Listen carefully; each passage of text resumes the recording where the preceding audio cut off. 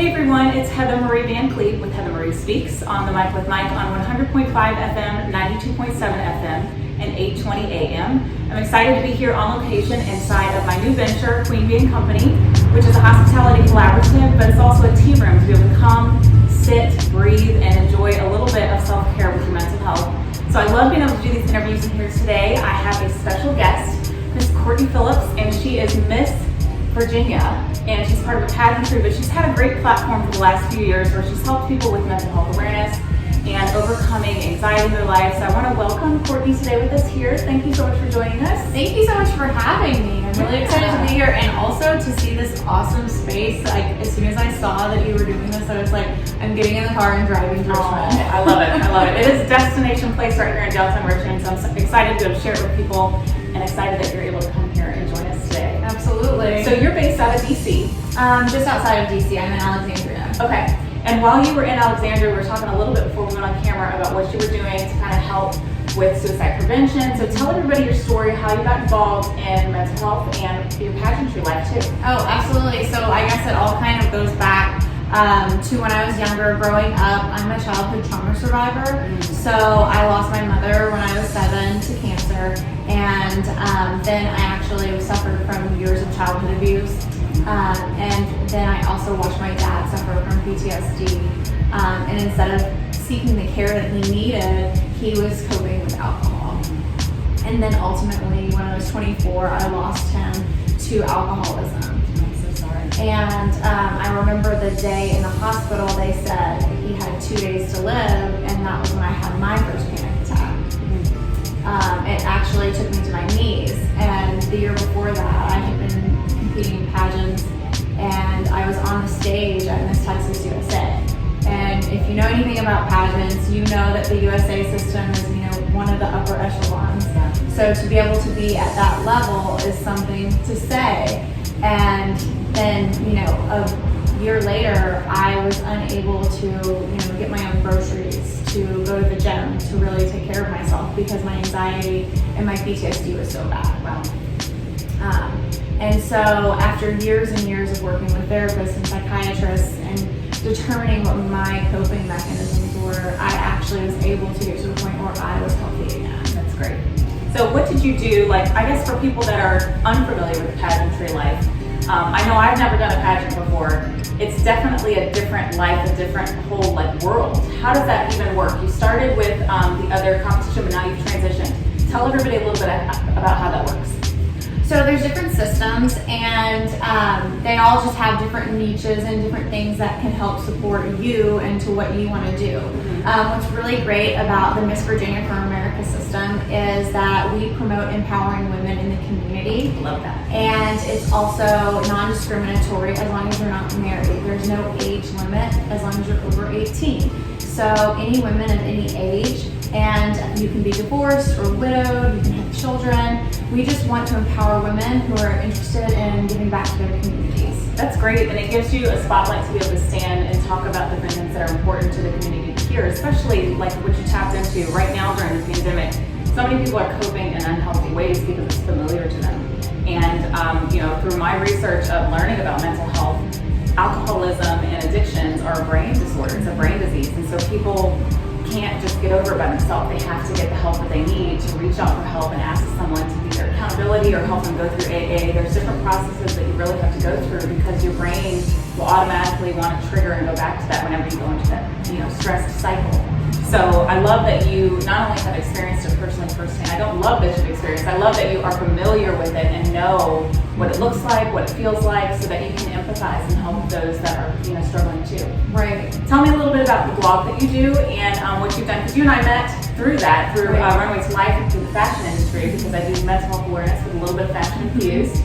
Fashion helps people to be able to talk about it in a more comfortable environment. So tell us about your blog and what you've been doing with that. Okay, so I'm a writer first and foremost, and so for a living, I work for the government and do PR.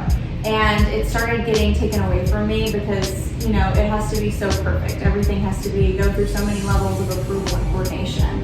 And I wanted to be able to find that piece that I love. It's a coping mechanism. So I started my blog, and as a pageant girl, I started writing about makeup and hair extensions and travel. And then I started realizing that I had this outlet and this platform, and I was already using my Hope for Invisible Wounds initiative to help others, and so I started using it to share stories of healing. And that's how I met Heather. I actually reached out and asked if I could share her story. Yeah. Because it wasn't just my story that people needed to hear, it was other people's stories. And so I started trying to uplift other people's voices, because as much as it means to other people to hear that I was able to overcome and stand on that stage in a swimsuit and heels after everything that I went through. Also, look at how bomb Heather is standing there, as a spokesperson with a microphone. And, that doesn't mean that, like, if you're struggling that you need to be able to do those things that we're doing, but it might mean that you can get up and go get groceries for your family. Because there was a time when I couldn't do that. Yeah. Well, everybody goes through different things in life that are trauma related. I feel like someone has gone through something that had to do with trauma, whether it was through their family or through personal experience. And just like you said, my platform is the same way. It's not just about me talking about my story. It's about sharing other people's story and doing these community spotlights to shine a light on what other people are doing to help make a difference in the world. We all can help each other and rise together. Instead of trying to compete against each other, it's about collaborating. So I love that you were able to do that. We've been able to share our story with each other and to the world. Exactly. And the other thing that I think is hard for people who have struggled with trauma is this comparison isn't necessarily a one-upmanship like you would see in sports or in pageantry. It's more of a, well, that person had it harder. Yeah. I don't deserve to feel this way, or I don't deserve to seek care because that person went through so much more, or I didn't go to war, or I wasn't in this situation. But any kind of trauma that makes you feel like you've been put through something is just as validating. You deserve to feel the way that you feel, and that's something that is really important for me to get that message across to as many people as they can hear. Yeah. So, question for you with the pageantry side, because again, women sometimes, and we talked about this, they can have a little bit of cattiness. You might be able to compete, people might feel like they need to compete against each other, which they don't need to. But in a pageantry, you are competing. So how is that aspect with all of these women coming together, competing against each other, but still trying to create some sort of family environment? Tell us behind the scenes what goes on.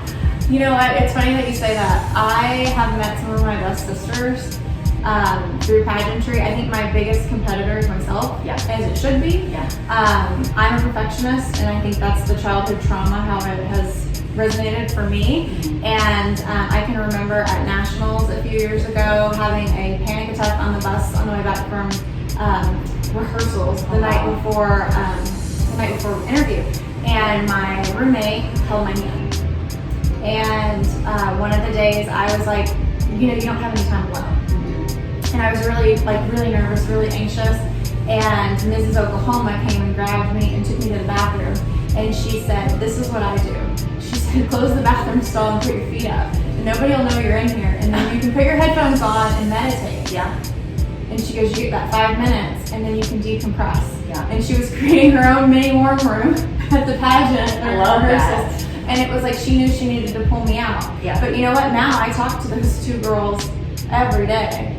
And that side that people think is catty is because they watch the Toddlers and Tiaras and they see this dramatized Hollywood version. Yeah. But what they don't see is women who are out in the community rolling their sleeves up in a pandemic, bagging things for homeless people. And it's because that's where their heart is, and the reason that they do it is to have this platform so that they can help lift their voices up. I love that. Well, whether you're in a pageant or not, we all have the ability to be on some sort of platform to help people. And it's not about, look at me, look what I'm doing. It's really about searching your heart and what you have a passion for and be able to give back. We all have different gifts and talents to be able to change the world and help shift the world. And especially in these days and time, it's all about really searching yourself, being self-aware, and making sure that you're taking care of yourself first. Because I give the analogy like you're on a plane. You can't help someone else until you put the mask on yourself first. Yeah. So taking a moment to pause, again, this is a place where I love to be able to welcome people to just take that moment to pause and breathe for a minute, kind of like your bathroom stall analogy. I loved that. But taking time in your day to have self-care and to just have some quiet time. And maybe come in here and have a cup of tea to just be able to really just breathe. It's really important to do. That's what we're doing today. Yes, absolutely. So tell us what is in store for 2021. What are you up to? I know there's a big pageant coming up in Vegas, right? just a little one. You know? I am going to nationals to compete for Miss for America at the end of March. I'm very excited because I get to go with my best friend who competed, and we won on the same night. She's Mrs. Virginia. I love that. And also, I know some other women from across the country. That Mrs. Oklahoma that I met is actually going to be there as well. Oh, that's amazing. So it'll be really nice, and hopefully we'll be in a place where we're at a little bit of safer time by then. Yeah. And so that's kind of the big thing. Yeah. And then we will be having the Miss Virginia pageant in May Of this year. So if you're interested, let us know. Yeah. You can come to any of the social media pages or the website. Now, how can they find you in these different pageant accessibilities? So the website or the Facebook page is Miss Virginia for America, and it's at Miss Virginia for America on Instagram. That's awesome. And I know, like this year, a lot of the fashion shows during Fashion Week all over the world did a lot of things virtually. How are they doing the pageants? It's all like they still are inviting people to come and watch? I'm not sure how they'll do nationals. I think they make decisions based on how the regulations are going. Right.